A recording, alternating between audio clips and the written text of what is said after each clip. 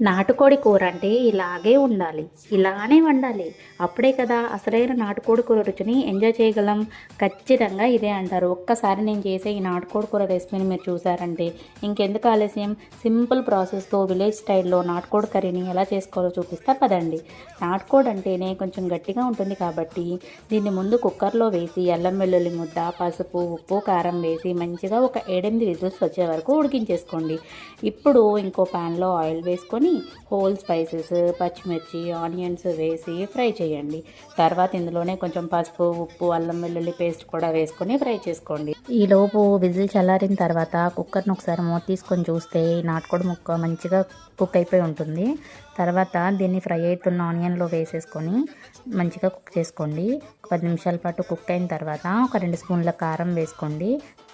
తర్వాత ఇందులోకి 2 గ్లాసుల వాటర్ పోసుకోండి. ఇందులో ఒక స్పూన్ ధనియాల పొడి, ఒక స్పూన్ గరం మసాలా, కొంచెం కొత్తిమీర వేసుకొని బాగా కలుపుకొని మూత పెట్టుకోండి. మధ్య మధ్యలో కుక్ చేసుకుంటూ ఆయిల్ పైకి తేలే వరకు కుక్ చేసుకుంటూ ఉంటే మన విలేజ్ స్టైల్ నాటుకోడి కూర రెడీ అయిపోయినట్టే. వీడియో నచ్చితే లైక్ చేయండి, ఛానల్ని సబ్స్క్రైబ్ చేయండి. Thank you for watching.